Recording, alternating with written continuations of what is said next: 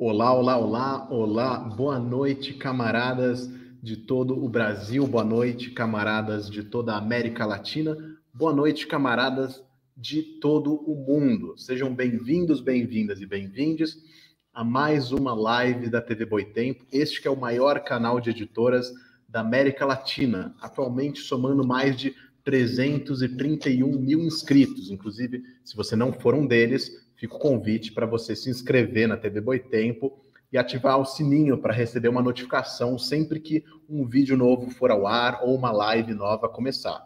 A transmissão de hoje acontece também pelos canais do YouTube do Christian Dunker e do Guilherme Boulos. Convidamos vocês a acompanharem também o nosso podcast, a Rádio Boitempo, com episódios novos toda quinta-feira, amanhã de manhã tem mais, disponível em todos os agregadores de podcast, além de nos seguirem no Instagram, no Facebook, no Twitter, no nosso canal do Telegram e assinarem nossa newsletter. Todos esses links estão aqui na descrição do vídeo. Essa é a quinta live da série Democracia no Divã, com encontros mensais que estão sendo realizados aqui pela TV Boitempo, com convidados para debater com Christian Dunker, a associação entre psicanálise e democracia, por ocasião do lançamento de seu novo livro, Lacan e a Democracia, Clínica e Crítica em Tempos Sombrios. No encontro de hoje, Dunker conversa com Guilherme Boulos e mediação de Priscila Santos. O último encontro da série acontecerá no dia 20 de julho, quando Dunker receberá Maria Lívia Tourinho Moureto. Então, voltem até lá, a gente tem mais uma oportunidade de rever os últimos encontros. Lembrando que as obras do Christian Dunker estão disponíveis na loja virtual da Boitempo, em versão impressa em e-book, assim como disponíveis nas livrarias de todo o país. A Boitempo também publicou um livro de Guilherme Boulos há alguns anos, chamado De Que Lado Você Está? Esse livro também está disponível.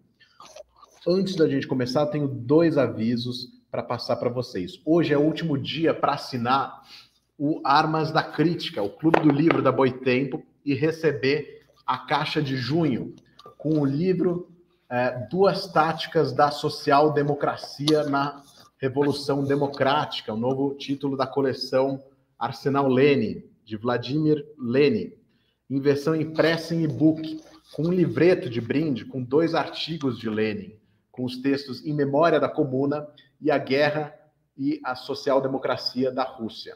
Assinando o Armas da Crítica, todo mês você recebe em primeira mão um lançamento antecipado do catálogo da Boitempo, em versão impressa e em e-book, além de um brinde, de um marcador e também de um adesivo, dentre outros benefícios, como 30% de desconto na loja virtual da Boitempo e desconto nos cursos do COPE, plataforma que conta com cursos com a participação de diversos autores da casa, dentre eles o curso do Guilherme Boulos, que está aqui conosco hoje. Assinantes do Armas da Crítica tem 99% de desconto no curso do Guilherme Boulos. Então, é uma dica para lá de especial. Se vocês quiserem receber em primeira mão o livro do Lenin, vocês têm até as 23h59 de hoje, 15 de junho, para assinar no site armasdacritica.com.br. Antes da início ao debate de hoje, um convite. O Salão do Livro Político acontece na próxima semana, entre os dias 20 e 25 de junho de 2022, com debates, curso e feira de livros no Teatro Tucarena, da PUC de São Paulo, durante os primeiros 4 dias, seguido de 2 dias de atividades online, no 24 e no 25. A programação contará com um curso sobre revoluções em todo o mundo e mais de 15 mesas de debate sobre democracia na América Latina, literatura e gênero, ecologia, questões sociais. Vai ter lançamento de livros exclusivos e uma feira de livros com mais de 70 editoras independentes. Entre os destaques da programação do Salão do Livro Político estão a Sônia Guajajara, Preta Ferreira, Ricardo Antunes, Marli Viana, Fernando Moraes, Juliane Furno, Elias Jabor, Juliano Medeiros, Josélia Aguiar, Valério Arcari, que vai lançar um livro pela Boitempo durante o evento, Débora Baldin, Jones Manuel, Ana Paula Salviati, Luiz Bernardo Pericaz e Guilherme Boulos, que estará na mesa de abertura na segunda-feira que vem, às 19h, ao lado da ex-presidenta Dilma Rousseff, de Manuela Dávila e de Álvaro Garcia Linera, vice-presidente da Bolívia entre 2006 e 2019. A programação completa do Salão do Livro Político está disponível no site do evento ou nas redes do Salão e da Boitempo. Se você não estiver em São Paulo, as palestras e os debates serão transmitidos ao vivo pelos canais do YouTube do Salão do Livro Político, da PUC-SP, da Boitempo, da Autonomia Literária, e todas as editoras participantes oferecerão um desconto em suas próprias lojas virtuais. Então, fica o convite, acompanhem o Salão do Livro Político. Vamos então à conversa de hoje, cujo tema será Negacionismos e Resistências, com a mediação de Priscila Santos, que é psicanalista, doutoranda pelo IPUSP, membro do Laboratório de Psicanálise, Sociedade e Política e militante do Movimento de Mulheres Olga Benário. Eu passo a palavra agora para a Priscila e desejo a vocês uma excelente atividade. Olá, boa noite a todas, todos e todes. Uma alegria a gente estar aqui hoje neste encontro para mais um debate, né, do nosso querido lançamento aí do Lacan e a Democracia, de Christian Dunker. E aí no convite hoje, né, pela Boitempo, né, com a minha mediação também, do Guilherme Boulos. Bom, é um livro importante, acho que, como o Christian já coloca na sua exposição, né, logo na introdução, dizendo da importância de pensar uma psicanálise que esteja, então, implicada de alguma forma, ética e epistemologicamente, para pensar os desafios do seu tempo. Acho que o livro vem exatamente nessa esteira para nós pensarmos. E eu inicio, logo de partida aqui, convidando, né, os nossos dois debatedores para falar um pouco sobre o livro, sobre, enfim, a conjuntura e sobre as propostas que nós temos a partir, né, de Lacan e a democracia. Eu vou começar, então, a partir do convite, vou apresentar os dois, né, os dois palestrantes, mas vou começar a partir do nosso convidado especial hoje, que é o Guilherme Boulos. Ele é professor, ativista social do Movimento dos Trabalhadores Sem Tetos, MTST, e da Frente Povo Sem Medo. Ele concorreu o primeiro e o segundo turno à Prefeitura de São Paulo, em 2020, e à Presidência da República pelo PSOL, em 2018, sendo o mais jovem a postulante ao cargo na história do Brasil. Atualmente, ele ministra cursos de extensão na Escola de Sociologia e Política e cursos livres pelo Instituto Democratize, iniciativa que coordena. Após as eleições, retomou sua atividade como professor e sua atuação no MTST e na Povo Sem Medo, e segue como uma das lideranças sociais da oposição ao governo Bolsonaro. Então, primeiro eu vou convidar, então, Guilherme Boulos, depois apresento e nós convidamos aí Christian para poder debater. Com a palavra, Guilherme. Obrigado, Priscila. Boa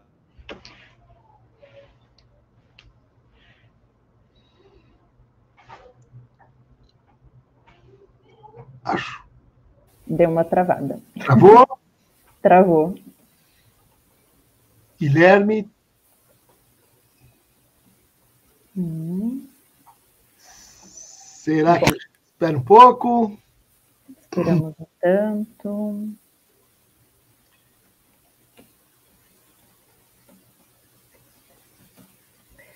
Está reconectando. Uhum.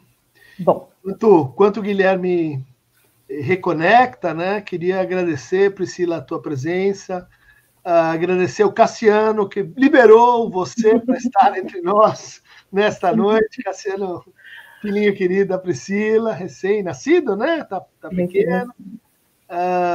Eu acho que é um prazer estar contigo nesse debate. Muito me honra a presença do Guilherme entre nós, né?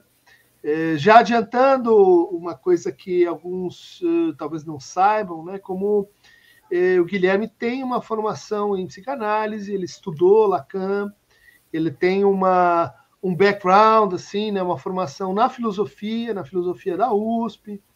Ele é mais ou menos contemporâneo, Vladimir, eu, outros tantos, né? Que estudamos na filosofia aí nos anos 80, 90, né? e faz um trabalho que a gente acha assim notável, muito diferente, né, de conectar assim o longo percurso acadêmico, a excelência de formação com a periferia, com as aulas em escolas públicas, com o trabalho no MTST, com as cozinhas populares. Estou te apresentando aqui de forma mais extensa, Guilherme. Bem-vindo aqui de volta. Bem-vindo. Obrigado. Guilherme, estávamos falando exatamente da sua ligação com a psicanálise, a sua tese também, vamos tocar um pouco nela hoje, mas enfim, com a palavra, então, para a gente iniciar o debate. Vai lá, Guilherme. Obrigada. Toda vez que cai uma conexão num evento como esse, me vem, Christian, de que Lacan nunca foi tão atual quando ele dizia que a comunicação não existe, né? Em tempos de redes móveis privatizadas, né, de serviços precarizados para o superlucro das grandes corporações, definitivamente, de forma literal, a comunicação não existe. Mas, enfim, estava aqui, quando caiu a conexão, dizendo da honra que, para mim, é poder estar hoje num bate-papo como esse, dialogando sobre o novo livro do Christian. E quero começar, na verdade, com um testemunho, porque o Christian é uma figura que eu fui me aproximando nos últimos anos e a gente se conhecendo melhor. E assim, o Christian é uma pessoa, além do... Conheci o Christian pelos livros, porque li os livros do Christian, vi a produção dele, e eu sempre interessado na psicanálise, é um tema que me pegava, mas o Christian é uma figura humana de uma generosidade sem limite, e uma pessoa que acho que faz o esforço tão necessário no campo psicanalítico, que é o esforço de popularização da psicanálise. Porque eu acho que um dos estigmas que a psicanálise pegou, e aí já entrando no tema, quando o Christian faz toda essa reflexão em torno da relação entre psicanálise e democracia, a partir da perspectiva lacaniana, a psicanálise, na sua prática, historicamente, ela foi muito pouco acessível, e, nesse sentido, muito pouco democrática. A psicanálise se tornou, você poder fazer análise, quase que um privilégio de setores médios, de setores elitizados da sociedade. Então, passa por aí também uma reflexão da relação entre psicanálise e democracia. E o Christian é uma das pessoas, por exemplo, que está na linha de frente, que teve durante a pandemia no debate de criar clínicas populares e sempre preocupado de levar essa discussão para o chão dos movimentos sociais, para o chão de uma perspectiva política transformadora. Eu acho que esse é um lugar quase único, eu diria, né? É um lugar raro. E por isso, para mim, é muito honroso estar aqui dialogando com o Christian sobre o Lacan e a democracia. Eu queria pontuar três questões, três reflexões que vieram para mim lendo o texto do Christian, né? Uma primeira, eu acho muito interessante essa perspectiva da aproximação pela palavra, né? O Lacan coloca a psicanálise como linguagem e aponta, isso já estava no Freud, naturalmente, no método, na técnica terapêutica da psicanálise, né, o papel que tem a palavra, mas o Lacan dá uma centralidade para a palavra, trazendo uma teoria linguística e tudo mais, do inconsciente como linguagem.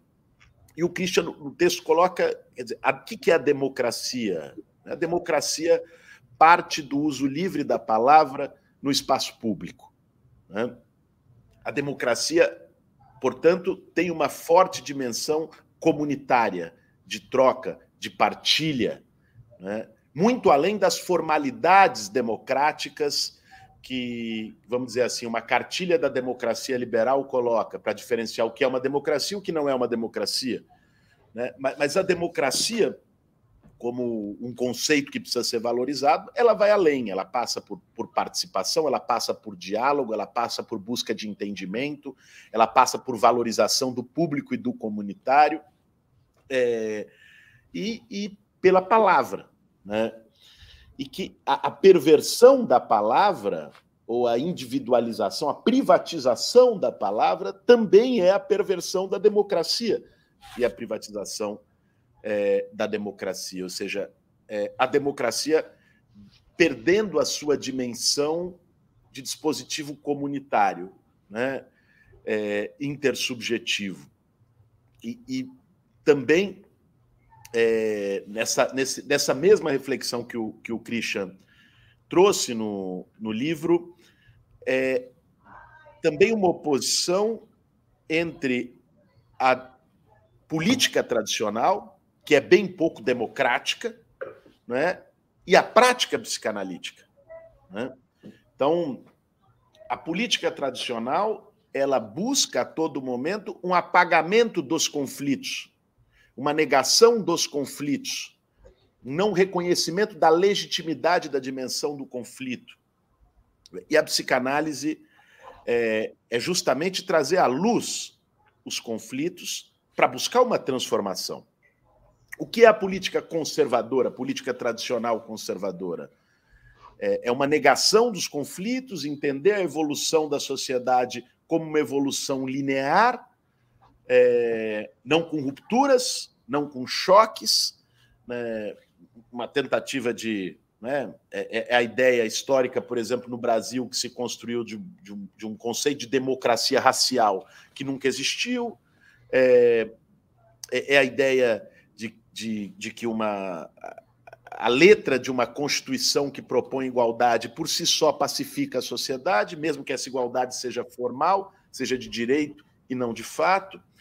Então, essa perspectiva da psicanálise trazendo a dimensão da palavra e a dimensão do conflito, que são tão essenciais para a democracia, foi uma coisa que me chamou bastante atenção na leitura do Christian. Um segundo ponto é uma leitura histórica que o Christian faz, com a qual eu concordo muito, tanto sobre a ascensão e a hegemonia neoliberal a partir dos anos 70, e o que isso significou do ponto de vista da privatização da vida, e que o Christian, num outro livro, conceitualiza como a lógica do condomínio, né? A lógica neoliberal, ela é, por sua essência, segregadora, né? Vamos trazer isso para uma dimensão, inclusive, para além da dimensão econômica, da financiarização da sociedade, da financiarização da vida. Eu prefiro trazer para um campo que é o caminho melhor, que é o campo das questões urbanas, né? O que são as cidades neoliberais? O David Harvey vai falar que a cidade neoliberal são as cidades fantasmas, né? Por quê? Porque elas segregam, cidades neoliberais separam, criam ambientes segregados, que são os ambientes do condomínio, né? Então, é o condomínio residencial cercado por muros, com uma ilusão de segurança a todo momento alimentada, quase que num frenesi, por uma ideologia do medo. Depois o condomínio empresarial, onde as pessoas vão trabalhar, o condomínio comercial, que é o shopping center, que se torna ali o espaço segregado e homogêneo de lazer e de consumo ao mesmo tempo, e a cidade é um local de passagem esvaziado. A cidade que historicamente está relacionada ao nascedor da democracia, porque a cidade está relacionada ao nascedor da democracia como espaço de convivência. A cidade neoliberal perde a sua dimensão mais especial, mais potente, que é a dimensão da convivência, né? Então, as pessoas em automóveis fechados transitam entre diferentes condomínios, numa lógica de superproteção e de segregação, onde não há espaço para convivência, né?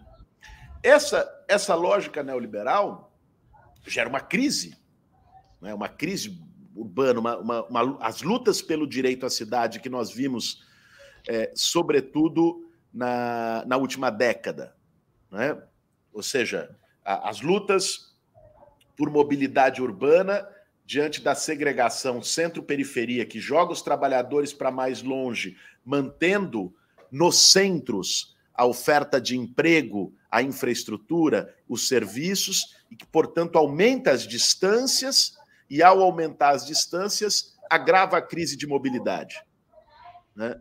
Isso não dá para entender junho de 2013 no Brasil sem esse contexto, sem esse pano de fundo, né, da produção de uma cidade cada vez mais segregada, de um país que havia melhorado da porta para dentro, mas teve dificuldades de melhorar da porta para fora, né, de uma sociedade que aumentou entre os pobres, inclusive entre os trabalhadores, a sua capacidade de consumo, mas que isso não se traduziu em conquistas comunitárias, né? Se traduziu em ganhos individuais, uma ascensão social pelo consumo, que o Pepe Mujica muito bem definiu, caracterizando os limites do ciclo progressista latino-americano no século XXI, como nós formamos consumidores, mas não formamos cidadãos, né? Uma espécie de uma autocrítica, porque ele faz parte disso também, quando governou o Uruguai. Então, você tem reações de defesa do espaço público, de repotencialização do espaço público, em uma série de movimentos coletivos urbanos, no mundo inteiro. Você teve explosões sociais, né? Na Turquia, na Praça Gezi, lá em Istambul, o motivador imediato daquela revolta foi a tentativa de construir um centro comercial e uma mesquita numa área que era um parque público de convivência, né? Aqui no Brasil, antes, inclusive, para além de junho de 2013, nós tivemos o Ocupa Estelita, né, em Recife, que era também algo dessa mesma dimensão, de uma dimensão comunitária. Agora, depois... E é aí que eu também concordo muito com a leitura do Christian sobre junho de 2013 no Brasil. Junho de 2013 é um fenômeno extremamente complexo, difícil de dizer, inclusive, porque nós ainda estamos vivendo as consequências de junho de 2013. Mas, de um lado, ele foi uma reação ao modelo de cidades fantasma neoliberais segregadoras, movidas pelos interesses dos grandes fundos imobiliários, da especulação e tudo mais, mas, de outro lado, ele também veio muito rapidamente uma contra-reação, né? Uma contra-reação ainda mais conservadora, mas se apropriando da palavra e do léxico rebelde, sob a forma de antipolítica, e que vai nos colocar e criar as condições para um ascenso da extrema-direita. Aliás, já neste modelo de cidade neoliberal, você vê as condições de ascensão dos valores de extrema-direita. Quando a cidade deixa de ser um espaço do encontro com o diverso, quando não se tem um encontro, quando o encontro se dá unicamente no anonimato das redes sociais, você favorece a intolerância. O encontro, a presença, né, nos produz humanamente tolerância. A ausência do encontro gera uma idealização negativa do outro, né, que alimenta a intolerância. A cidade como espaço de convivência também gera sensibilização, empatia, capacidade de se colocar no lugar dos outros, né? A perda desses espaços de convivência gera indiferença, né? A frieza, né? Olhar para alguém que está jogado numa calçada, na rua, um sem-teto, ou como um ninguém, como um invisível, ou às vezes até como uma ameaça à minha própria segurança, né? E essa A ausência de convivência é uma ausência de alteridade que promove o medo. E é nessa equação, né, medo, ódio, ressentimento, que vai se construir, digamos, o padrão afetivo do vínculo de extrema-direita, é onde vai se erguer também o bolsonarismo. E queria trazer uma terceira e última reflexão nessa primeira fala, que também está no escrito e na reflexão do Christian, que são as saídas, né, do ponto de vista de uma radicalização da democracia. Veja, a crise da democracia, ela é uma crise internacional.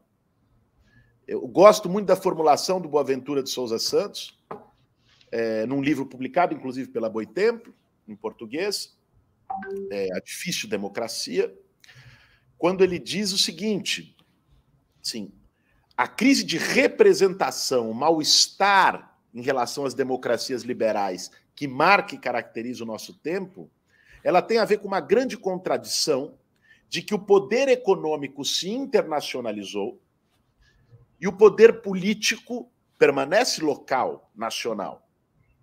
Então você tem corporações transnacionais não reguladas por nenhum poder político internacional e que tem uma potência muitas vezes superior à dos próprios Estados nacionais, que leva a um sequestro da democracia, porque você elege seus representantes, mas esses representantes, dentro deste limite da democracia liberal, passam a atuar seguindo regras e diretrizes daqueles que não são eleitos nem elegíveis, que é o poder econômico. E aí você tem uma perversão profunda da democracia, e isso alimenta a descrença na democracia. Porque na consciência popular fica, tudo bem, eu elejo um, eu alterno com outro, elejo um terceiro e não muda. Os donos do poder permanecem os mesmos, porque esses não estão sujeitos à eleição. E isso vai alimentar um sentimento de antipolítica, de rejeição à política, de que não há solução por dentro da política, que é um manancial para o crescimento da extrema-direita e de soluções autoritárias, né? Qual é a saída desse impasse? Aí, eu também, novamente, concordo com a reflexão do Christian, de que a saída passa por radicalizar a democracia a partir de processos participativos. A democracia representativa, ela está sujeita a outros poderes não democráticos, que estão fora da esfera pública, né? Que são poderes econômicos, que, enquanto nós tivermos um sistema econômico internacional e global com essas configurações, seguirão incidindo sobre os Estados nacionais e sobre a política dos Estados nacionais, por mais democrático que eles sejam. Qual é o antídoto que se tem em relação a isso? É construir contrapoderes que limitem também o papel da democracia representativa a partir de processos participativos. Desde a definição do orçamento, com os orçamentos participativos que parece que saíram de moda, né? Não se discute mais orçamento participativo no debate público brasileiro, muitas vezes nem na própria esquerda, né? E que é um mecanismo extremamente eficiente, ainda mais quando ele não é apenas para inglês ver, quando ele não é simbólico, quando ele pega uma parte expressiva do orçamento e leva a sério e efetiva as demandas que são aprovadas comunitariamente. São processos que a nossa Constituição formalmente prevê, mas a nossa configuração política raramente faz, plebiscitários, né?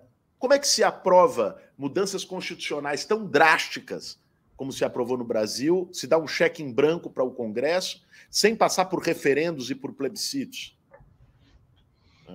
Esse debate precisa ser trazido se a gente quer, de fato, recuperar ou reconstruir um outro patamar democrático. Porque senão Bolsonaro não é acidente. Senão nós teremos, de tempos em tempos, novos bolsonarismos e novas ondas de extrema-direita, traduzindo o sentimento de antipolítica de uma forma autoritária por um vazio, por uma lacuna que a democracia liberal representativa deixa para nós. A saída em relação à antipolítica não é simplesmente nós valorizarmos a democracia formal que o Bolsonaro ataca quando fala em fechar o Supremo, quando fala em fechar o Congresso, quando censura, quando fala em golpe, né? Para que a gente possa vencer esse processo, nós precisamos convencer a maior parte da população de que a democracia é um bom negócio. E para isso, isso passa por envolvê-los, por fazer parte, né? Isso é o processo de radicalização democrática. Eu paro por aqui, já falei, acho que bem mais do que era o meu tempo reservado inicialmente. Eu tenho esse péssimo costume de me empolgar e falar demais, mas, enfim, devolvo aqui a palavra para você, Priscila. Eu estou muito ansioso também para ouvir o Christian e a gente promover esse diálogo. Obrigada, Guilherme. Estava no seu tempo, tranquilo. Bom, passamos agora para Christian Dunker, né? Ele é psicanalista, professor titular do Instituto de Psicologia da Universidade de São Paulo, obteve o título de livre docente em Psicologia Clínica após realizar pós-doutorado na Manchester Metropolitan University. Atualmente é analista, membro da escola do Fórum do Campo Lacaniano, tem experiência na área clínica com ênfase em psicanálise, atuando principalmente com estrutura e epistemologia da prática clínica, teoria da constituição do sujeito, metapsicologia, filosofia da psicanálise e ciências da linguagem. Ele coordena, ao lado de Vladimir Safatli e Nelson da Silva Júnior, o Laboratório de Teoria Social, Filosofia e Psicanálise, o LATESFIP, e é autor de várias obras pela Boitempo, como O Mal-Estar, Sofrimento e Sintoma, de 2015, que foi um livro ganhador do Prêmio Jabuti, em 2016, na categoria Psicologia, Psicanálise e Comportamento, e também A Arte da Quarentena para Principiantes, em 2020. Christian, vamos lá, é com você, quando a gente começa esse bate-papo. Bom, de tudo, queria agradecer a Boitempo, todo mundo que concorreu para a gente poder estar junto aqui hoje, Priscila, sobretudo o Guilherme, que na sua agenda super apertada, trabalho aí de pré-campanha, né? A candidatura de deputado federal pelo PSOL, né? É uma honra você ter aberto um espaço, né? Não sei se era um compromisso assumido antes, mas você ter aberto um espaço para estar aqui com a gente conversando. Eu acho que é assim que se faz política, né? Conversando com todo mundo, em vários meios, em vários setores, se expondo, apresentando ideias, né?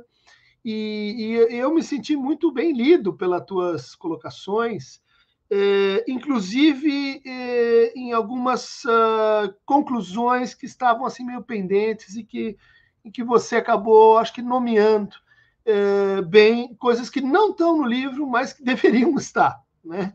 Eu vou tentar chegar nesse ponto, né? Eu acho que é começar por essa afinidade entre política e o campo da palavra, no espaço público, da palavra participativa, da palavra comunitária, né? Porque acho que esse livro vem num momento em que a gente poderia dividir o cenário político de várias maneiras, né? Desde a mais simples, entre esquerda e direita, mas eu gosto de uma geografia, de um litoral, que opõe aqueles que querem colocar a palavra, né? Palavra enquanto conflito, enquanto meio de convivência, mas também, como você começou a tua observação, como lugar do desencontro, né? A comunicação que é desconexão, que é atrapalhamento, mal-entendido, que é disputa de sentido, disputa de narrativa, né? Ou seja, acho que a gente pode dividir a geografia na qual a gente está vivendo entre aqueles que querem algum resgate da palavra, aqueles que cuidam da palavra, seja a ciência, seja os artistas, seja a imprensa, certo tipo de imprensa, sejam as instituições, seja os movimentos de base, os movimentos comunitários, seja a igreja, né? Tem uma parte desse capítulo onde eu tento discutir religião, porque, bom, vamos falar do cristianismo. O cristianismo enquanto uma religião muito importante no Brasil, e essa vicissitude, os neopentecostais, que tipo de neopentecostalismo.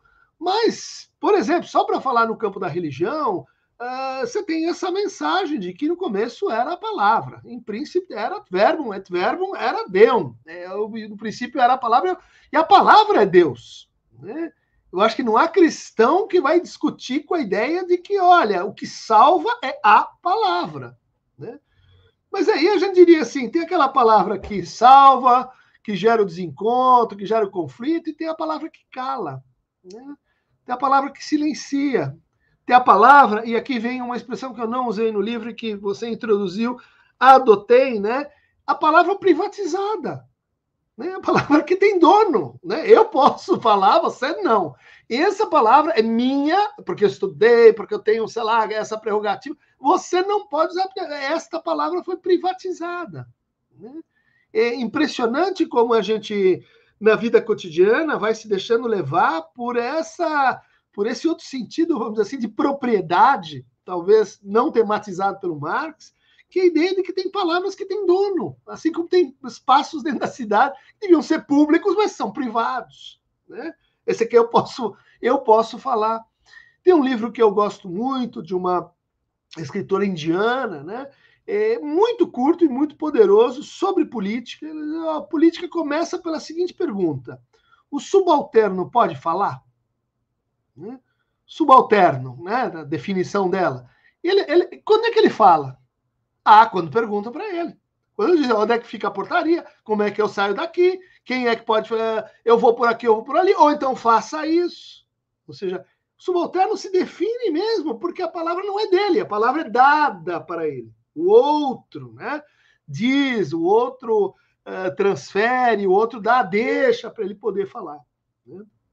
Acho que isso tem que ver com uma das origens desse trabalho, que é a minha parceria aí com o Cláudio Tebas, um palhaço profissional, que, aliás, quer muito conhecê-lo, né? Alguém que trabalha assim junto também aos movimentos sociais e aos hospitais.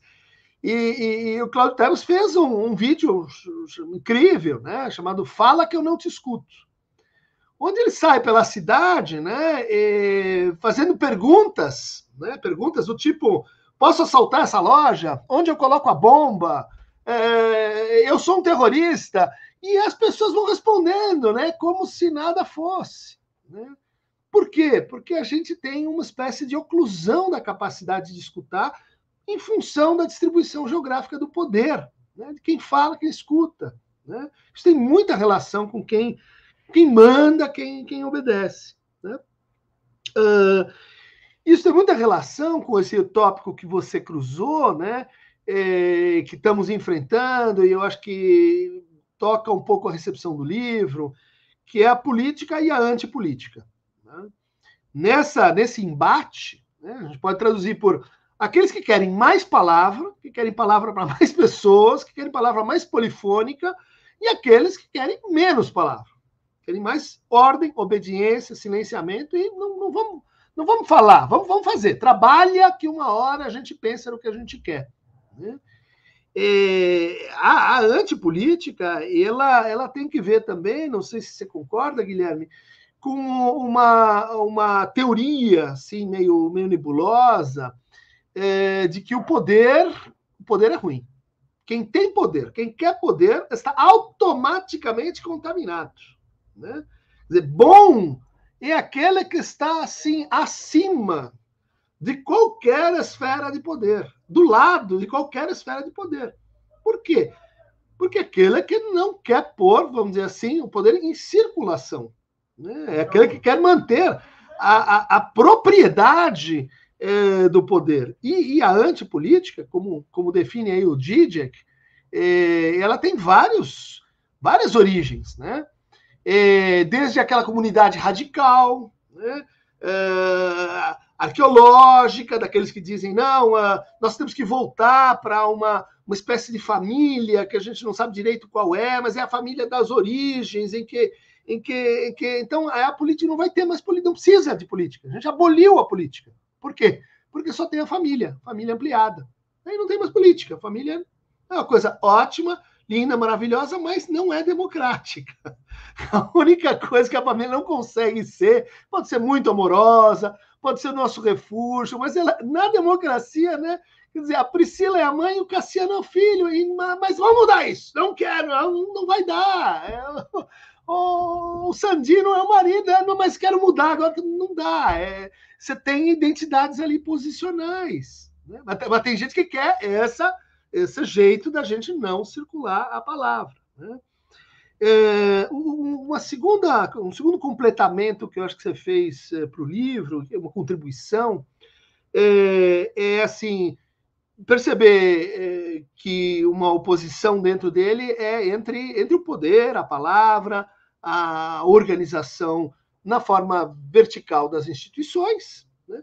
E as instituições com as virtudes e vicissitudes que a gente tem no Brasil, e uma outra forma de poder que são as comunidades, né? Que, em geral, né, dependendo da comunidade, se ela for uma comunidade por vir, como a gente vai falar numa democracia por vir, ela tende à horizontalidade. Né? Inclusive, as comunidades digitais, elas têm essa propriedade. Não tem carteirada na comunidade digital, não tem. Eu sou professor titular da USP, agora eu quero 5 milhões de cliques. Não vai acontecer. Se você não falar, não acontece. E tem uma distribuição, vamos dizer assim, horizontal da coisa. Mas a tua ideia aí que avança a coisa é falar, isso eu não tinha pensado, de como a participação ela é uma espécie de choque, né? Ela é uma espécie de lugar de transição entre instituições e comunidades. Né? Porque participar é, ao mesmo tempo, pertencer, né? Eu me sinto parte desse processo, desse lugar, desse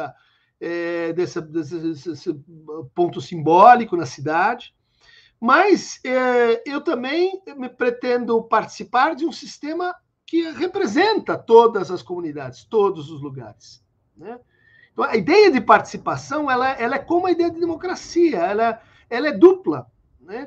Eu participo porque eu estou aqui, eu me sinto membro disso, mas porque eu posso sair disso, porque eu posso ser também uma pessoa política, né? No sentido de deixar minhas origens, minhas fidelidades sanguíneas, minha família, e entrar num espaço em que vale a minha palavra.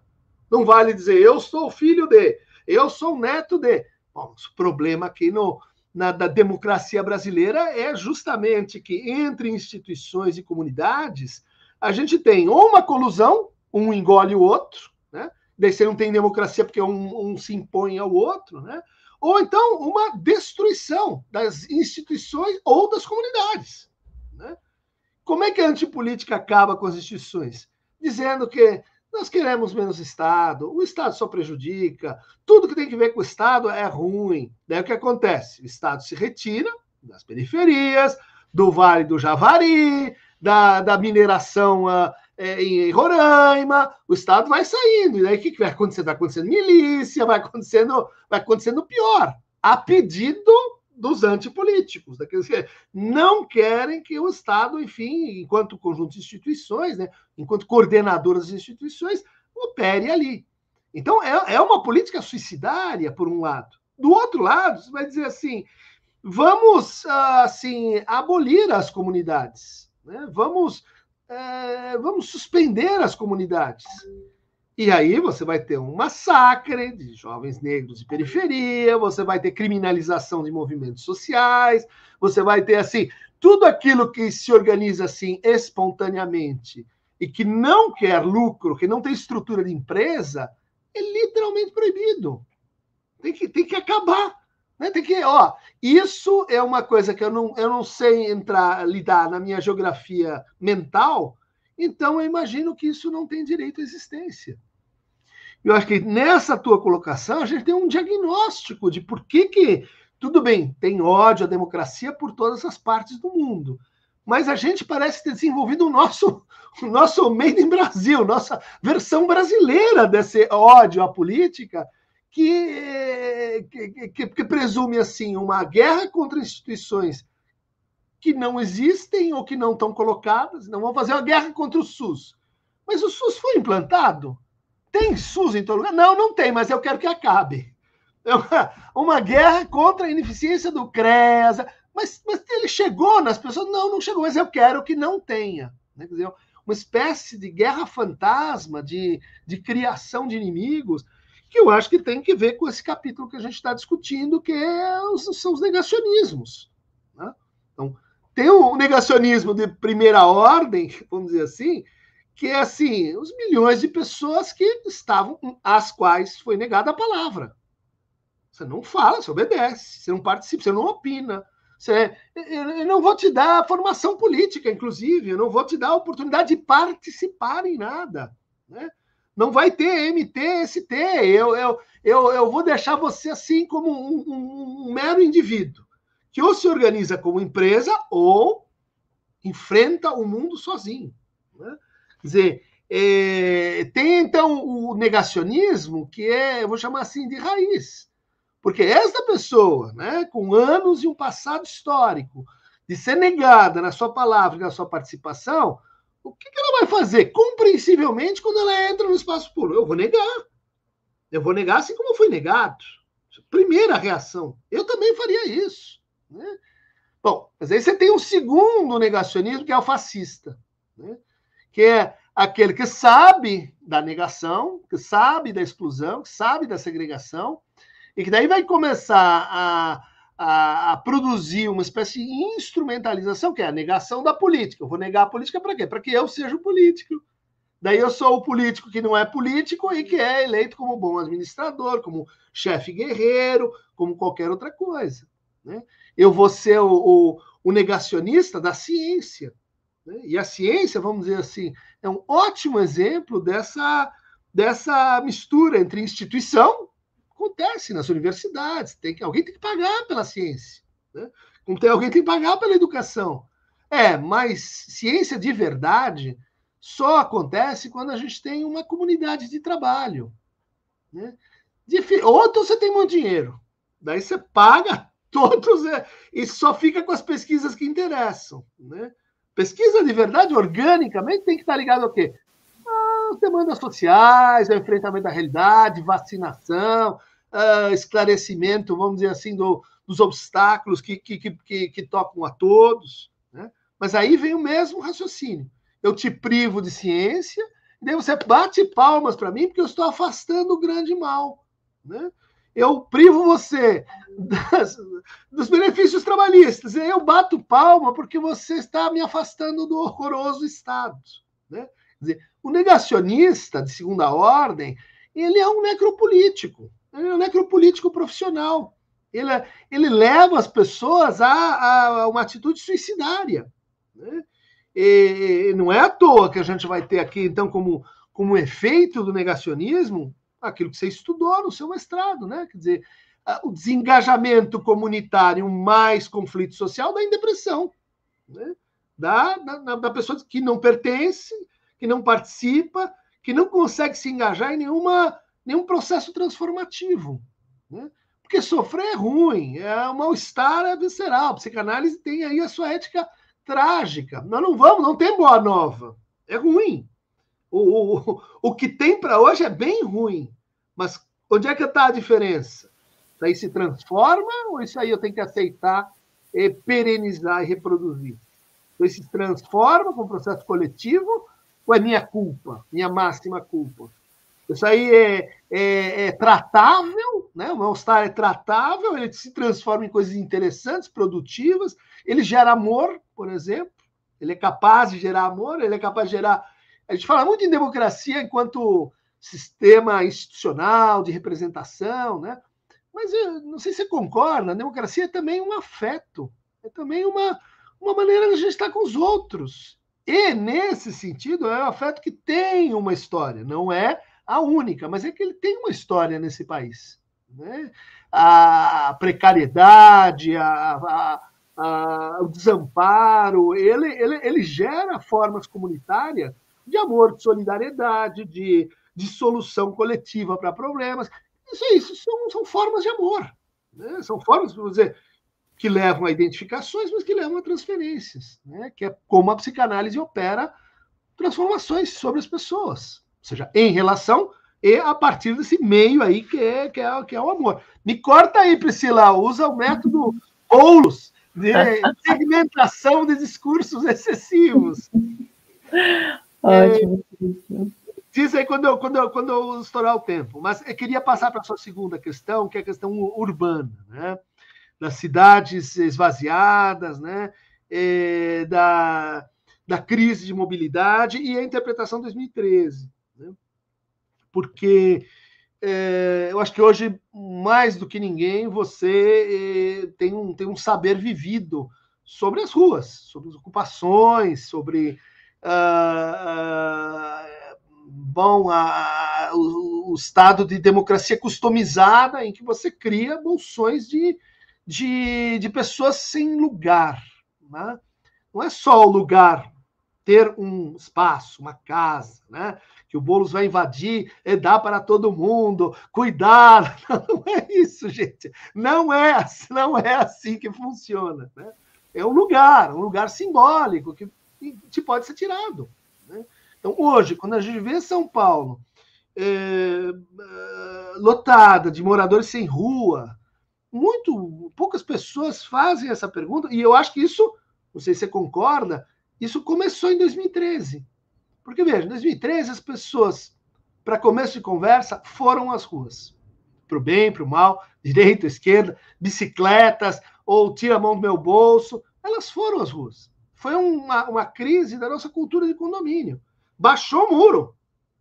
Eu quero olhar de novo quem está do outro lado, quem são essas pessoas com quem eu compartilho a cidade. Baixou o muro e eu acho que aí faltou mediação, faltou palavra, faltou imprensa, faltou formação política. Não basta você dizer, agora vamos lá, gente, põe todo mundo junto e vai dar certo. Vai dar muito errado. Mas, entre outras coisas, vai dar errado porque aqueles que foram para as ruas, não sei se você concorda, ficaram nas ruas no mau sentido do termo. Né? Perderam empregos, né? Foram precarizados, foram desalojados. E hoje a gente poucos fazem essa pergunta. Né? Quem são os moradores de rua? Quem são essas pessoas? Né? Qual a teoria que você tem de como a pessoa chegou nesse ponto? Né? Em geral, né, como isso representa uma ameaça, você só quer se livrar. Tira a Cracolândia daqui. Né? Mas quem são essas pessoas? Isso tem que ver com democracia. Tem que ver com reconhecer esses sujeitos enquanto sujeitos de palavra. Né? Um sobrevoo vai dizer assim, olha, em grande medida, são pessoas com transtornos mentais. São os antigos chamados loucos de rua. Olha só que incrível. Você desativa os equipamentos de saúde mental. Você ataca as ONGs que dão suporte para pessoas com transtornos mentais. Você destrói isso. E daí você tem uma população de rua crescendo. Segundo lugar, são pessoas que perderam emprego. Uma coisa muito curiosa a respeito. Não só que perderam emprego, mas, pelo menos há algum tempo atrás, pessoas que perderam os dentes. Não sei se sabia, Guilherme. Pessoas que perdem os dentes, principalmente os dentes da frente, de cima e de baixo, elas passam a ser imediatamente a condição de não empregáveis. Né? Então, a situação é dramática, porque você não tem como se virar, você vai morar na rua, e isso, vamos dizer assim, como efeito de um desemprego sistêmico, neoliberal. Né? Ex-presidiários, um número grande de ex-presidiários, sai endividado das prisões, não tem o que fazer, vai morar na rua. Né? Menores abandonados ou instrumentalizados. Bom, você tem outros grupos. Né? Ou seja, por que a gente não se ocupa, né, em pensar que a ocupação do espaço público não é uma questão para a gente interessada em poder, em representatividade, em arrogância narcísica. É gente interessada em justamente dar a palavra e tornar esse espaço de todos para que ninguém precise morar na rua. Né? Para que ninguém precise ser... Alguns estão passando, né? E tentando chegar mais rápido, enquanto outros estão ficando, né? E ficando como parte de uma política antidemocrática, de uma política que a gente poderia chamar assim, vamos obstruir o espaço público? Porque daí a conversa vai ficar tão difícil, vai ficar tão perigosa, que ninguém vai querer política. Todo mundo vai querer o quê? Antipolítica. Polícia, vai lá e bate, joga água, segrega, e assim por diante. Bom, a última questão, né, diz respeito à radicalização da democracia, né, as observações do Boaventura, né, e eu achei muito, muito legal, né, como a gente tem uma crise de representação, né, a gente dizendo assim, puxa, mas esses que estão lá não me representam. Eles só representam os poderes que reproduzem o mundo tal como ele é. E quem se mete com isso está mal intencionado. Por quê? Porque está querendo fazer a mesma coisa. Né? Então, essa demonização do espaço público, da política, ela interessa a quem? Né? Como se chamam? Os donos do poder, de sempre. Né? Bom, aí eu tenho perguntas também para você e para a Priscila. Né? que é assim, né?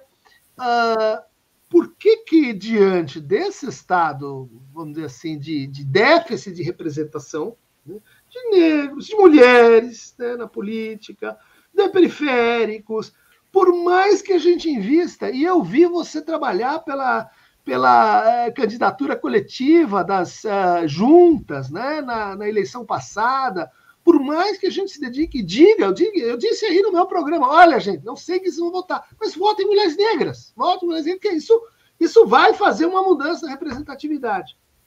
Zero. Mudou muito pouco o ponteiro, a coisa não se alterou como a gente gostaria, e aí a gente pergunta, né, como é que essa difícil democracia ela pode sobreviver a uma mentalidade, né, a uma sensibilidade que é, vamos dizer assim, incapaz de perceber o processo, incapaz de perceber, vamos dizer assim, uma certa perspectivação dos processos de representação e de como eles têm que se conciliar com os processos comunitários, né?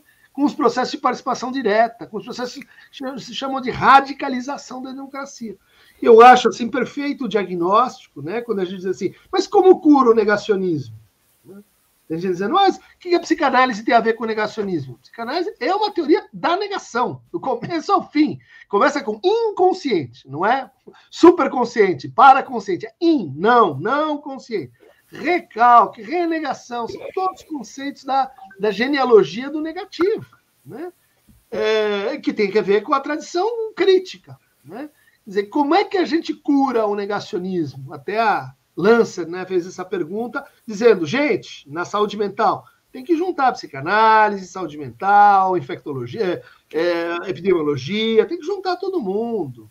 Essa ideia de, não, a minha teoria, o meu, isso aí é segmentação de consumo neoliberal. Né? É perda qual é o problema que nos constitui. Mas a solução para o negacionismo é radicalização da democracia. Né? É radicalização do acesso à palavra e ao debate sobre o que é ciência, o que é razão. Né? Veja que um verdadeiro negacionista, ele nunca vai a debates. Ele nunca vai aos nossos seminários lá na USP. Ele não vai na escola Lauro Campos. Ele não frequenta os lugares em que a palavra é posta em debate. E eu acho que isso tem tudo a ver aí com o nosso momento. Espero que essa campanha ela prolifere debates. Ela faça com que o antagonismo venha ao espaço público, que as ideias sejam postas, né? E que a gente possa contribuir de alguma maneira com esse percurso. Mas vamos lá, estou falando demais aqui também. Vamos lá, Christian. Bom, também tem algumas questões, algumas, enfim, considerações aqui que eu gostaria que você e o Guilherme também comentassem, né? Eu vou também abrir para as perguntas que nós temos no chat, né, da galera que está nos assistindo nesse momento. Mas eu quero começar, Christian, você faz uma aproximação interessante nesse capítulo enfim, não sei se é exatamente um conceito, mas, enfim, como nós temos a pulsão de morte dentro da psicanálise, as considerações na pulsão de morte, com essa gramática das negações, como você coloca. E algo que eu acho que também você já falou um pouco, mas eu gostaria que a gente abordasse um pouco mais, você vai dizer, bom, em alguma medida a pulsão de morte, ela aparece, ou ela é introduzida nesse primeiro momento, né, pós Primeira Guerra Mundial, e é um lugar de desumanização. Então a gente está falando de guerra, da posição, enfim, de uma desumanização. Dentro sobretudo do trabalho que eu faço, que acho que você também conhece um pouco, a gente passa, então, a pensar essa relação que a Europa entra em contato na Primeira Guerra Mundial e na Segunda Guerra Mundial, sobretudo, né? Com, enfim, esse processo que a gente está falando de fascismo, né? Então, a fascistização, o nazismo, que aparece ali na Europa, desumanizando, então, parte da sociedade, mas a gente tem, né, se a gente pensar no Brasil, esse processo, então, desde o período da escravização, e que você considera para poder pensar, então, historicamente, em como, de alguma forma, essa não humanização, em como é uma atualização, digamos assim, dos processos de sofrimento, dos processos de negação, né, e que, se a gente está falando de negação, a gente está falando de repetição, se a gente está falando de punção de morte, nós estamos falando de repetição, também repete num lugar de negação da história.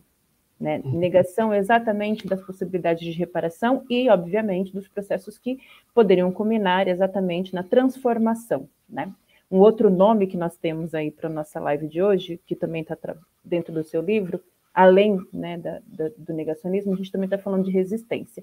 E a palavra resistência dentro da psicanálise, ela traz ali um jogo também, né? Resistência, pensar aquilo que possa vir como transformação, mas também, e aí eu vou recuperar a tese do Guilherme, para poder pensar resistência a partir de um outro lugar dessa possibilidade de implicação no processo de transformação social e radical, né? Ou seja, de não negar o processo, de não repetir a partir de uma possibilidade de transformação radical da sociedade, e que aí eu acho que a gente pode pensar numa virada, né? Pensar a democracia dentro da nossa sociedade, enfim, né?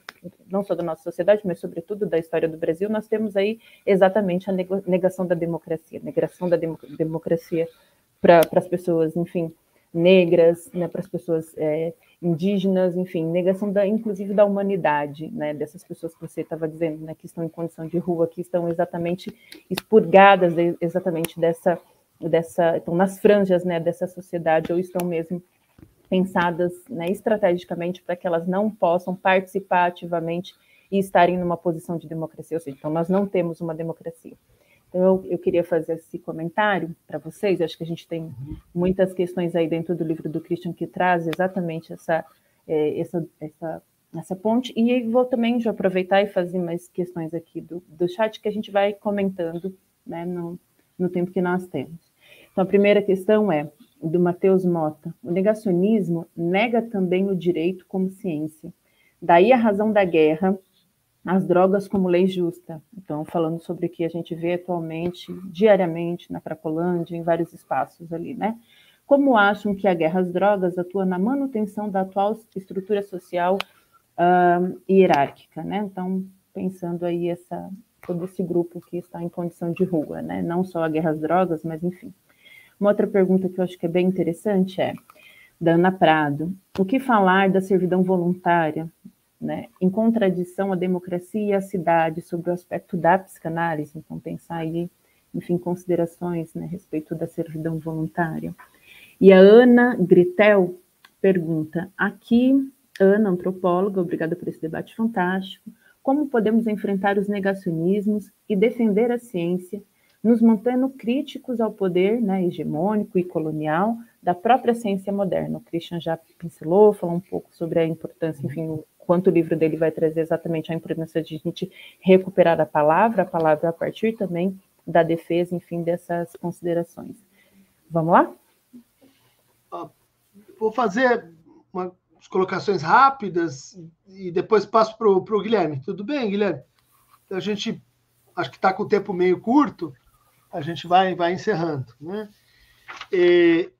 Então, essa pergunta sobre a ciência, acho que ela entra no que a gente falou sobre negação, que a Priscila colocou sobre história, né? É muito raro a gente ver debates sobre a ciência que levem em conta a história da ciência, né? A representação assim popular, ela associa a ciência com só o último capítulo, né? Quer dizer, aquela saber-poder investido de racionalidade que eu tenho que obedecer, uma das poucas que ainda restam, né? Sem discutir, porque eu estou diante de um especialista, então ele coloca isso e eu tenho que acompanhar essa última versão. Eu acho que isso me parece profundamente assim ideológico, né? No sentido de que a ciência não é imune aos interesses, né? A ciência não é imune a quem a financia, a ciência não é imune à sua própria história, que privilegiou, bom, alguns cientistas, algumas vozes em vez de outras, porque privilegiou a educação de alguns em vez de outros. Por isso, diria assim, de novo, o antídoto Boulos. A ciência não existe, né? Existem as ciências, né? Há ciências como estrutura de debate, como estrutura de diálogo, né? Então, o que me parece pernicioso nesse campo é aquela atitude daquela que quer ser o VAR da ciência, sabe o VAR? Tenho a ciência, mas eu sou aquele que tenho, vamos pôr na televisão e é gol do Corinthians, valeu, porque eu falei que valeu. Isso é bem lamentável e isso faz parte, né, dessa inflexão do neoliberalismo a produzir, assim, regras de condomínio, né? Regras de consenso, que são os nossos consensos, e daí a gente vai multiplicando isso. Ciência precisa de consenso, mas acho que um dos motivos que levaram essa suspeita, vou chamar popular, sobre a ciência, é a descoberta, é a intuição de que ciência não é consenso, de que ciência é debate, mas não é qualquer debate. Se vale debate, então eu vou vir com os meus anjos, eu vou vir com pré-Darwin. Não é bem assim. Uma conversa, ela tem uma história. Se você não pensa a ciência com a história e com a multiplicidade, você vai repetir aquela que a gente já tem, que é a ciência que interessa a reprodução de poder. Mas tem a ciência que questiona a reprodução de poder. Né? Qual das duas? A gente vai ter que ver no miúdo. A gente não vai saber de antemão, porque eu sou dessa linha, o outro é da outra linha. Não, aí é um debate aberto, e essa é a graça da ciência, né? Mas é também, a gente poderia dizer assim, a graça da literatura. Como dizia Antônio Cândido, direito à literatura. As pessoas precisam ter também direito à ciência. Isso, direito à ciência e direito à formação política. Não sei se o Guilherme concorda, mas eu tenho o famoso diagnóstico crítico do que aconteceu com as esquerdas. Educação política, onde estão as escolas ligadas aos partidos. Ou quem conhece alguém que dá aula, né, ensinando, pensando ali dentro do partido. Isso não, porque no partido o lugar é de não pensamento, é de obediência, é de não criação, é de não ciência. Isso está profundamente errado e dá para mudar, né?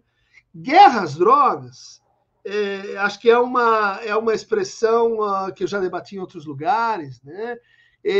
Ela é uma expressão equívoca. Até mesmo o Clinton, o Fernando Henrique Cardoso, que apoiou esse negócio lá nos anos 80, todos eles voltaram atrás, né?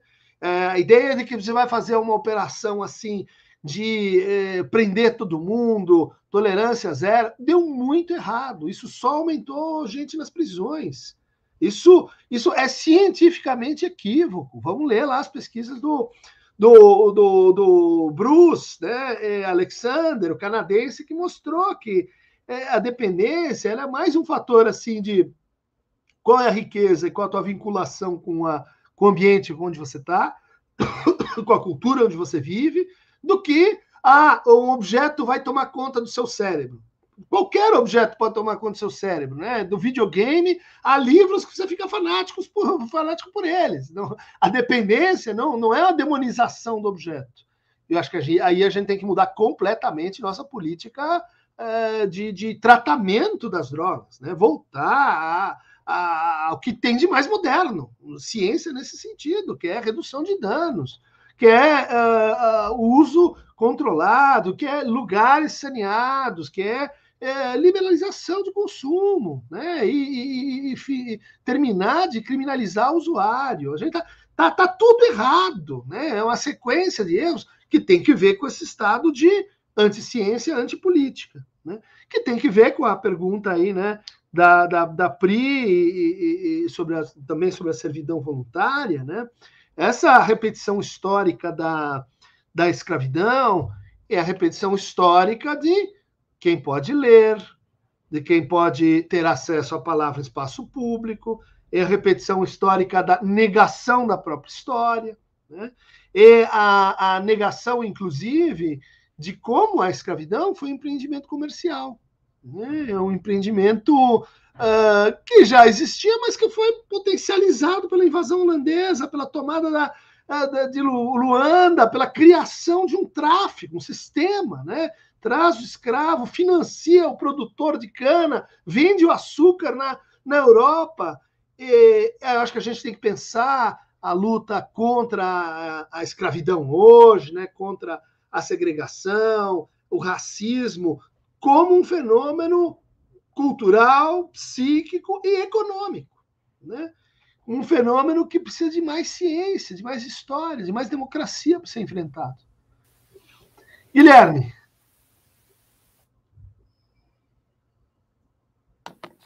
Pronto. Não, muito bom, Cristiano. Estava aqui escutando e anotando. Eu vou, até pelo nosso tempo, eu acho que você respondeu perfeitamente as questões que vieram do chat.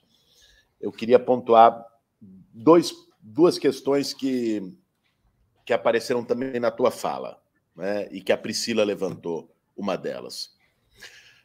Uma é a história... qual é a especificidade brasileira nessa história toda? Porque, ok, você tem uma onda de extrema-direita no mundo, essa onda se alimenta de antipolítica, essa onda tem métodos comuns. Eu me lembro de conversar com um amigo espanhol que descrevia qual que é a técnica do Vox, que é a extrema-direita espanhola, que surgiu agora, um partido novo, que não tem 5 anos, para ganhar as eleições, e são os mesmos métodos, as mesmas palavras, assim, a mesma tecnologia utilizada no Bolsonaro. Aí você vai ver o Orbán, aí você vai ver o Brexit, aí você vai ver o Trump. Ou seja, tem uma gramática comum da extrema-direita. Qual é a especificidade brasileira? Eu não sei, para mim, me marcou muito, se vocês assistiram a série Black Mirror, o episódio Momento Aldo, do Ursinho Azul. O Ursinho Azul, da pulsão de morte. Ali, eu acho que primeiro tem a dimensão dessa pulsão de morte na antipolítica. Agora, qual é o alvo? Eu acho que o alvo brasileiro ele tem essa especificidade de ser estritamente a política. Porque o alvo, pega o alvo da extrema-direita europeia e o alvo do Trump. Tudo bem, você falava da política, dos privilégios dos políticos, do sistema que não funciona, toda essa coisa, mas você tinha um alvo concreto nos imigrantes. Quem está prejudicando a tua vida são os imigrantes. Quem roubou o teu emprego lá em Houston, no meio-oeste norte-americano, são as indústrias chinesas, ou são os mexicanos e os latinos que vieram aqui e estão trabalhando por $2 a hora. E na Europa, a mesma coisa, com os árabes, né? Com a turma da Europa Oriental. Aqui não tem isso. Aqui não tem isso. Então, como que se traduziu o inimigo nessa mesma gramática da extrema-direita? O inimigo ficou estritamente na política. Por isso eu acho que a coisa da antipolítica aqui foi muito mais devastadora do que em outros lugares. Então, e isso, ele estabeleceu uma relação perversa com aquilo que você falou da negação do Estado, através da economia. Porque, veja, por que a tua vida piorou? A tua vida piorou porque esses políticos corruptos roubaram o dinheiro e pioraram a tua vida, e aí não tem emprego, e o Brasil faliu, e aí a saúde está uma porcaria, a educação está uma porcaria. Então, você estabeleceu quase uma equação de equivalência, né, entre política, Estado, corrupção, piora da vida das pessoas. Então, o alvo aí se tornou o Estado e a política, o que criou uma coisa, quase que uma excrescência, né? Aí foi digamos, o ornitorrinco que surgiu no Brasil, que é o Bolsonaro, que adotou o mesmo discurso e a roupagem nacionalista da extrema-direita europeia e norte-americana, sendo ultraliberal e entreguista. O Trump é muito mais nacionalista que o Bolsonaro. O Orbán é muito mais nacionalista que o Bolsonaro, porque existia uma lógica no discurso deles que era: nós precisamos defender a indústria nacional contra os chineses, nós precisamos fechar as fronteiras e construir um muro contra os mexicanos, nós precisamos fechar as fronteiras europeias, né, e vamos sair da União Europeia para o Reino Unido ficar para os britânicos. Então, e eles adotaram, e aí era a lógica contra o globalismo e tudo isso, né? E aí quando você vê, o Olavo de Carvalho, ele era doido, mas nem Deus tanto. o tenha. Deus, ou sei lá, eu, quem te... Ou congênere. Mas o fato é o seguinte, quando ele criticava o Bolsonaro por algumas medidas, é porque ele acreditava, de fato, ele vivia nos Estados Unidos, então ele estava naquela lógica da extrema-direita do Norte, que era nacionalista de fato, tinha um certo viés nacionalista. O Bolsonaro não. É um casamento da extrema-direita com o ultraliberalismo, com o neoliberalismo, mas com o globalismo, nesse sentido, nos termos deles, mais perverso. E aí o negócio, todo o alvo ficou na política, né? E aí é muito o momento Aldo.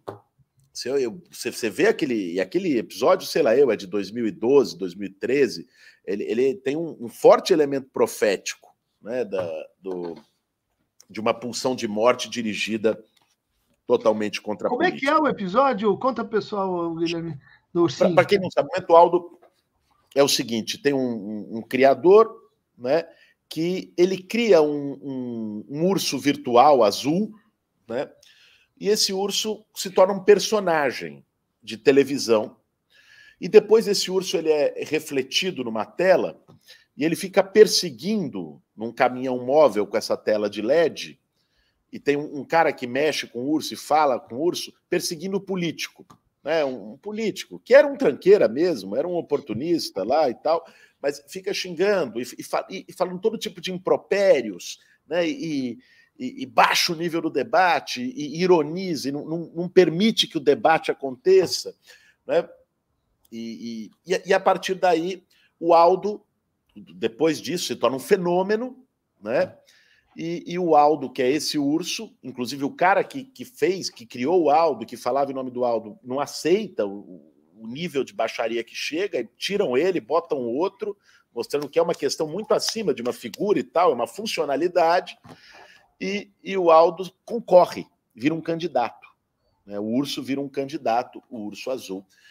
Não ganha, mas tem uma votação muito expressiva, e, enfim, sem maiores spoilers, esse é o negócio do Black. Agora todo mundo conhece o urso, já viu o urso. O Aldo. Mas enfim, eu acho que esse é um ponto para a gente pensar, Christian, sobre a especificidade da antipolítica brasileira, que tomou várias dimensões. O Bolsonaro é uma dessas dimensões. O Bolsonaro é uma antipolítica de farda, o que você chamou do chefe guerreiro, né? Alguém que vai lá, tal, se impor, né? O salvador da pátria. Você teve o Dória, que foi uma antipolítica de terno, de mocassim, né? É o cara que vai, não, o gestor, eu não sou político, eu sou gestor. O Bolsonaro não é político, ele é militar, né? E por aí vai, você tem várias versões do mesmo fenômeno. E uma segunda questão que eu queria pontuar, a Priscila trouxe essa questão da minha tese de mestrado, e também apareceu na fala do Christian, que é, sabe, a importância que tem o engajamento. Quer dizer, nós estamos falando de o pertencimento, o engajamento, a incorporação coletiva, né? quando a gente fala de uma epidemia de depressão, de ansiedade, e aqui, sem entrar no debate do quanto isso também é produzido pela indústria farmacêutica para vender remédio, um hiperdiagnóstico que se tem aí. Mas de fato, você tem, a partir do desenraizamento, da diluição das relações comunitárias, que é o que caracteriza a nossa sociedade urbana contemporânea. O que é São Paulo? Né? São 12 milhões de pessoas sozinhas no meio de uma multidão. Né? As pessoas... o vínculo de você conhecer o vizinho, de você ir lá e pedir uma xícara de arroz para poder fazer porque faltou qualquer coisa, esse vínculo vai se perdendo. Ele ainda se preserva nas periferias. Mas cada vez menos. Porque a lógica é a lógica do medo. O outro, quem está do teu lado, pode ser uma ameaça. Então, a ameaça e o medo vão quebrando os vínculos de solidariedade, de pertencimento a uma comunidade. Isso é muito forte, ainda mais na lógica do condomínio. Quer dizer, quem conhece os seus vizinhos de prédio, né? Não se conhece, ainda mais para pedir algo, né? Então, isso existe no movimento social, na forma de organização coletiva, você tem um processo de um reenraizamento, né?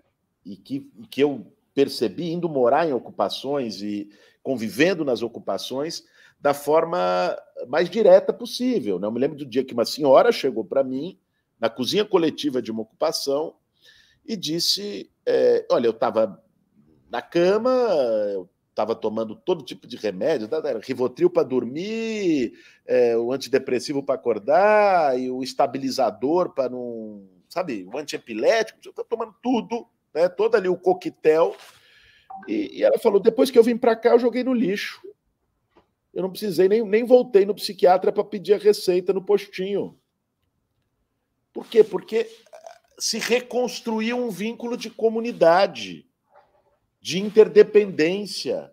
Ela se sentiu importante, porque ela estava lá ajudando na cozinha coletiva, e isso era importante para outras pessoas, e as pessoas iam conversar com ela e demandavam ela, e a partir disso, esses vínculos de solidariedade, que no movimento social tem muito a ver com cozinha.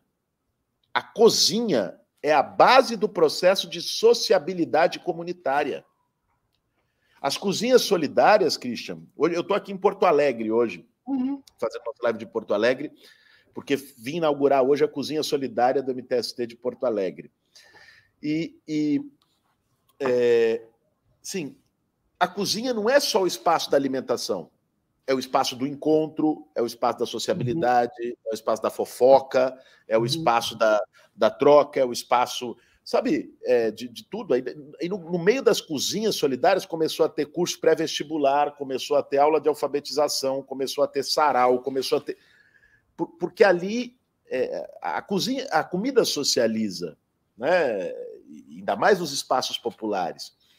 E nessas cozinhas coletivas, dentro das ocupações, e aí tem o espaço da Assembleia, aí tem o espaço do mutirão de limpeza, aí tem e eu fui percebendo como aquela trama comunitária, como aquele vínculo comunitário que foi sendo reconstruído, o quanto aquilo despertava as pessoas, o quanto aquilo criava um potencial libertador tremendo, o quanto aquilo quebrava vínculos de humilhação, né, de invisibilidade, de autodepreciação, de uma pessoa que estava lá, que estava morando de favor, que foi despejada, que chegou a morar na rua. Eu lembro de uma senhora que, na minha tese de mestrado, foi uma pesquisa qual e quant, a gente fez algumas entrevistas aprofundadas e essa frase ficou na cabeça. Ela falou, eu me sentia pior que um chinelo de R$1. Essa era a frase dela. Uma senhora. E ela falou, depois que eu vim para cá, eu estava na ocupação, ela é da ocupação da Andara, da Zona Leste de São Paulo, em São Mateus, e ela falou, eu estava lá, e aí perguntaram, chegou a coordenação do movimento, eu estava lá querendo só cuidar do meu barraco e tal, chegou a coordenação do movimento, quem podia coordenar o grupo? E aí chegou uma coordenadora do movimento, viu que eu estava organizando lá um negócio do banheiro coletivo e falou que eu podia coordenar. Aí eu falei, mas eu não sei nem ler e escrever. E aí a coordenadora do movimento falou, não, isso não importa aqui. Importa que você falou uma coisa e todo mundo ouviu e foi lá fazer o banheiro com você. E ela falou o quanto esse contato e essa troca de palavras mudou a vida dela.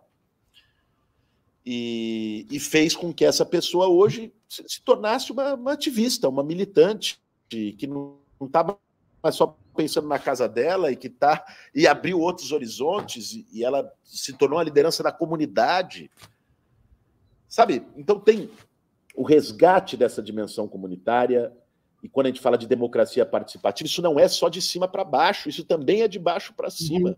Isso não é só pegar fórmulas determinadas de participação institucional, porque funcionou na Suíça, porque não sei o quê, e teve tal experiência e fazer.